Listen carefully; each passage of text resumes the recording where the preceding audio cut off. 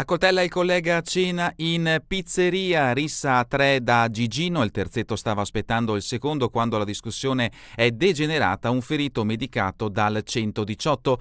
Vola anche un pugno, ma l'esatta dinamica deve ancora essere ricostruita con precisione dalla polizia che indaga. Apriamo con questa notizia l'edizione di oggi di Edicola Belluno, l'edizione di venerdì 8 agosto 2025, notizia che troviamo a pagina 10 sul Gazzettino di Belluno. Finisce nel sangue la serata a cena tra 3 giovani, tutti maggiorenni, che giovedì erano seduti allo stesso tavolo della pizzeria da Gigino, locale molto noto in via Traversa Gordina a Sedico. I 3 colleghi impegnati in alcuni cantieri edili della zona, nessuno residente a Sedico, tutti italiani, erano già stati a cena nello stesso locale una settimana fa, ma non era successo niente, avevano mangiato, bevuto, pagato e se n'erano andati. Così l'altra sera, quando la titolare li ha visti entrare, li ha fatti accomodare senza presagire quello che stava per succedere. In effetti ai presenti uno dei 3 era apparso già alticcio, parlava ad alta voce, aveva movimenti non esattamente fluidi. Il terzetto si è seduto, ha ordinato da mangiare e da bere e fino al primo tutto è filato liscio. Nell'attesa che arrivasse il secondo, però, qualcosa tra i 3 deve essersi incrinato, il tono delle voci si è ulteriormente alzato, la discussione è degenerata e quello dei 3, che sembrava più ebbro, è passato ai fatti colpendo il collega con un pugno sul naso. Qui in realtà le ricostruzioni divergono. Nel trambusto è saltato fuori un coltello, ma non è chiaro chi abbia colpito chi. Sangue, pugni, un coltello, grida, minacce, spintoni, bicchieri a terra, sedie rovesciate, mentre alcuni clienti ai tavoli, atterriti per quello che stava accadendo davanti ai loro occhi, preferivano uscire. Qualcuno ha chiamato i soccorsi e in pochi minuti sul posto sono arrivate l'ambulanza e una volante della questura. Nel frattempo i contendenti si erano separati, il ferito è stato medicato mentre gli agenti raccoglievano le testimonianze sia dei protagonisti che delle persone che avevano assistito alla scena da Far West.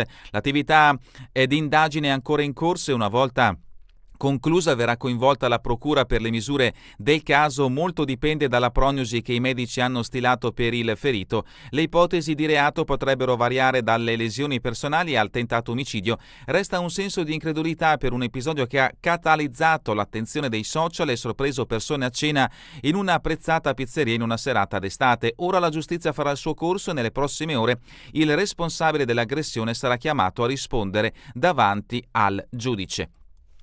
Passiamo adesso alla prima pagina del Gazzettino di Belluno per leggere poi la prima pagina anche del Corriere delle Alpi. Ecco come si apre la prima pagina, appunto, ovviamente la notizia che abbiamo appena letto, rissa con coltello, sangue in pizzeria, ma un'altra notizia che in questo caso ha interessato un bambino di 10 mesi, un neonato, grave intossicazione, salvato bimbo di 10 mesi, decisiva la sinergia tra pediatra e ospedali di Belluno e Padova, colpa di un alimento per il momento non identificato e del ceppo di Escherichia coli che produce la tossina Shiga. Sta di fatto che è il secondo caso in meno di un anno, bambini che per un batterio assunto attraverso il cibo hanno sviluppato un'acuta infezione intestinale. Ha rischiato grosso il piccolo bellunese di 10 mesi e mezzo, indicato quindi come lattante visto che ha tra 3 mesi e un anno, è uscito dalla zona a pericolo ed è stato dimesso dal reparto di nefrologia pediatrica di Padova. Non perderà i reni e non vi saranno danni cerebrali. Con la collaborazione di radiologia e laboratorio analisi si è fatto in fretta, tanto da restringere il campo alla patologia, anche se il caso è anomalo. Era sindrome emolitico uremica. È chiaro che il bambino è andato a contatto con una sostanza inquinata, ha spiegato il primario di pediatria dell'ospedale San Martino, Stefano Marzini. L'approfondimento di Daniela De Donà a pagina 2. Al Pago in arrivo i vaccini contro la lingua blu per 4.000 animali di 90 allevamenti. Questa mattina arrivano all'USL Dolomiti le prime 650 dosi di vaccino che i veterinari metteranno a disposizione. Ad essere coinvolti sono 4.000 capi in 90 allevamenti, la maggioranza non solo una ventina di ovini divisi tra i 3 comuni della Conca. L'approfondimento a pagina 3. Continuiamo con la foto di copertina. Santa Giustina, l'azienda ha un fatturato di 13 milioni di euro, premiata la Inox 35 anni di eccellenza. Riconoscimento di Confindustria Belluno alla famiglia Dalmas, titolari appunto della Inox, che vediamo in questo scatto. L'articolo di Alessia Dallò a pagina 9. Bella notizia per quanto riguarda la viabilità bellunese, San Vito di Cadore, test superato, l'Alemagna da oggi aperta anche la notte, l'articolo di Bolzonello a pagina 11. E ancora export in caro del 25% per i dazi di Trump, ad annunciarlo è Appia Belluno direttamente dalla voce del suo presidente, l'articolo di Fontanive a pagina 2. Edilizia, gli incidenti sul lavoro nei cantieri in calo, 16% in meno in 3 anni, l'approfondimento lo troveremo a pagina 2. Passiamo adesso alla prima pagina del Corriere delle Alpi. In questo caso la notizia in primo piano riguarda un fatto di Cortina, Socrepes, la Grana Funi, Graffer, la società che ha vinto l'appalto della cabinovia. Stiamo valutando anche altre proposte, ma il tempo stringe, servono 4 mesi di lavoro. Installo l'incarico per la produzione dei cavi, l'offerta della Redaelli non ha ricevuto risposte. La società Teufelberger Redaelli, specializzata nella produzione funi, conferma l'interesse per la fornitura dei cavi da montare sulla cabinovia di Socrepes solo per il preventivo che ha presentato alla Graffer. Non ha ancora avuto risposte. Il tempo stringe, ci vogliono 4 mesi per realizzare le funi. L'approfondimento di Michieglia, pagina 27. Anche sulla prima pagina del Corriere delle Alpi un richiamo al fatto che è coinvolto un bimbo di 10 mesi che rischia la vita per il batterio del latte crudo. L'epidemia in Alpago, altro richiamo identico a quello del Gazzettino, Lingua Blu. Oggi arrivano 650 vaccini per le pecore e ancora a Sedico, rissa furibonda fuori dal locale. Dopo i pugni spuntano i coltelli. L'articolo di Sosso a pagina 24. Altra notizia, è morto a 94 anni Gianni Berengo Gardino, una vita tra Venezia e Parigi, maestro del bianco e nero famoso per i suoi reportage. Il fotografo narratore è il titolo che accompagna la foto che vede appunto Gianni Berengo Gardino durante la presentazione di una mostra antologica a lui dedicata. L'approfondimento di Gottardi lo troverete a pagina 30 e a pagina 31. Ma addentriamoci all'interno di questa edizione del Corriere delle Alpi, passiamo immediatamente alle notizie riferite alla provincia di Belluno. La prima notizia la troviamo a pagina 16 ed è la seguente, quella riferita al bimbo di 10 mesi, Escherichia coli. In un bambino di 10 mesi il batterio può essere letale, attenti al cibo. L'USL ha trattato 2 casi in altri minori, il piccolo ora sta bene ma non sappiamo ancora cosa abbia ingerito. La via Crucis da Belluno a Padova per le cure, il piccolo era arrivato all'ospedale di Belluno con alcuni valori in calo, poi le condizioni si sono aggravate, i medici lo hanno trasferito all'ospedale di Padova dove è stato curato e quindi dimesso senza gravi complicazioni della malattia. Lago Sorapis, lo sfogo di Pais, qui è il caos, l'UNESCO ci aiuti. Il gestore del rifugio Vandelli, che si trova nei pressi del lago Colorindaco a Cortina, striglia l'agenzia: bravi a fare la promozione ma devono attuare controlli per contrastare i comportamenti incivili. Ed ecco perché si sta guardando da Facebook o YouTube alcuni scatti appunto che rappresentano l'inciviltà di questi turisti. Al centro una bella foto del lago del Sorapis con tante persone attorno, ai lati invece le condizioni in cui i turisti lasciano le aree circostanti al lago, si trovano numerose spazzature e a volte degli escrementi. Sono a favore dei visitatori ma solo quelli educati, da noi accade di tutto. Questo lo sfogo di Emilio Pais Bianco del rifugio Vandelli. Superati tutti i test, lo abbiamo sentito dal richiamo dalla prima pagina, Alemagna sicura, ora si può circolare anche di notte, esito positivo per le ultime verifiche al sistema di sicurezza, ANAS dopo l'estate, l'installazione delle barriere para-massi. E ancora ladro tatuato svaligia la clinica dentistica. Un uomo incappucciato ha colpito all'alba di ieri alla Marigo di via Medaglie d'Oro andandosene con il bottino. Il titolare ha fatto denuncia, le indagini sono state avviate dai carabinieri. Vediamo appunto in questi 2 scatti il ladro che ha colpito nella clinica dentistica Marigo di Baldenichi. Il soggetto ha evidenti tatuaggi sul braccio sinistro che potrebbero incastrarlo.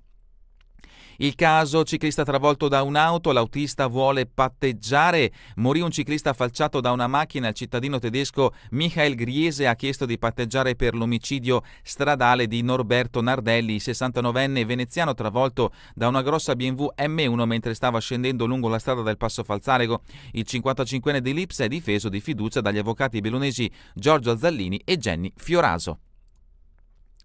Esperimento strisce blu in Campo Giorgio. L'amministrazione vuole capire se ha senso mantenere il parcometro che regola la sosta negli stalli sopra l'ex pescheria. Curto, ci prendiamo 3 mesi di tempo, il problema dei posti gratuiti sotto gli alberi. Vediamo appunto in questo scatto le strisce blu e segnaletica verticale per i parcheggi a pagamento in Campidoglio. Il PD sceglie scelte che vanno contro il supporto al commercio, resiste solo la mezz'ora gratis in Largo Castaldi, è solo un caso? Questa la riflessione della minoranza. Continuiamo invece con le notizie che interessano il Feltrino. Fonzaso, dubbi e incertezze sul punto verde. Penco, decisione dopo Ferragosto. Le impegnative condizioni poste per la partecipazione frenano il consorzio del fagiolo e quello del castagno. Feltre, ieri la riparazione, ascensori fuori servizio a causa di un guasto dalla videosorveglianza e ancora Confraternita Formaggio Piave, serata dedicata alla Francia. Una notizia invece che ci porta a Santa Giustina, rimaniamo nel Feltrino, magazzino nuovo e 35 anni di attività, compleanno speciale alla Inox Piave, giornata di festa per i 55 dipendenti dell'azienda di Santa Giustina, leader nella lavorazione di metalli per conto di terzi. Tiziano Dalmas, grazie a mia moglie e ai collaboratori che ci fanno crescere, per la forza lavoro stiamo cercando qualche altra figura per migliorare ancora. 2 notizie brevi dal Feltrino. A Fonzaso, mercoledì 13, decennale ad Arten, a Villa Tonello Zampieri le opere di Cecchin. E ancora Arsie, battaglia di Forte Leone celebrata dagli alpini domenica a Cima Campo. Continuiamo con pagina 25, siamo nel comune di Ponte nelle Alpi, l'opposizione protesta contro la giunta, le commissioni vanno fatte più spesso. Domeniche De Vettor citano il caso del Palasport, Levis e Fontana, confronto nel settembre 2024. Articolo di Gianni Santomaso che ci porta a Vallada Gordina, l'ultima estate dei papaveri, 40 anni fa il blitz Toffol, l'8 agosto 1985 l'arrivo dell'elicottero della Guardia di Finanza di Trento che portò al sequestro dei campi, alla distruzione dei fiori e al processo. E ancora ci trattarono come delinquenti e non ci hanno mai chiesto scusa, i semi usati nelle ricette della tradizione, nei guai finirono 8 donne tra i 54 e gli 87 anni e un uomo, tutti assolti. E vediamo in questo scatto appunto i protagonisti di questa vicenda, gli articoli dell'epoca a destra Carla Andri, Corsola De Toffol, Angela De Toffol, Xaura e Laura Ganz con Perale. Siamo arrivati alle pagine di Cortina, Cabino via Socrepes, la grana delle funi, fatta l'offerta ma ancora nessun incarico. Il gruppo austriaco di cui fa parte la ditta di origini italiane, i tempi sono stretti e non abbiamo firmato nulla di ufficiale. Parla il direttore commerciale di Graffer, Lima, vogliamo Made in Italy ma trattiamo con altre società. Gli approfondimenti di Michielli vi aspettano in questa pagina, siamo a pagina 27 del Corriere delle Alpi. Ma rimaniamo a Cortina con un altro approfondimento a firma di Alessandra Segafreddo. Il ponte Sopiazzes adesso in realtà porterà anche i tubi dal Bob allo stadio. Il sindaco Lorenzi è la prima opera progettata e gestita da noi. Darin, l'assessore di Cortina, nei prossimi mesi ne seguiranno molte altre. Vediamo in questo scatto il taglio del nastro che appunto inaugura il ponte di Sopiazzes. Siamo arrivati alla rubrica Giorno e Notte, una quasi omicida tra le crode per settembrini. Ad Aronzo si presenta la bandita di Enrico Camanni, il mondo è pieno di delinquenti travestiti da brava gente. Questa è la sua dichiarazione. Altre storie sotto le cime, l'appuntamento è per oggi alle ore 21. Una montagna di libri, l'anniversario a Cortina, il premio Strega Baiani con i dilemmi familiari. Ancora questa sera Giosmil Neri Salfulcis, note italiane in concerto, appuntamento in questo caso nel capoluogo. E la rubrica Cultura e Spettacoli è un omaggio a Berengo Gardina, artigiano della fotografia, quello sguardo militante, il maestro è mancato a Genova, una vita tra Venezia e Parigi. L'approfondimento è a firma di Michele Gottardi. Noi invece terminiamo questa edizione di Edicola Belluno con le pagine dedicate allo sport. Calcio Serie C, Dolomiti quasi fatta per l'arrivo di Burrai, dal Venezia ritorna al giovane Piazza. Si è sbloccata la trattativa per l'esperto regista del Mantova, in difesa resta in prova Arba e spunta il nome di Mazzolo. L'articolo è a firma di Gianluca Dapoian. E con questa notizia è davvero tutto per l'edizione di oggi di Edicola Belluno. Vi ricordo che torneremo in replica questa sera via streaming alle 20, domani mattina all'1, ora locale italiana. A voi tutti un buon proseguimento di giornata in compagnia come sempre di Radio ABM, la web radio dell'Associazione Bellunesi nel Mondo.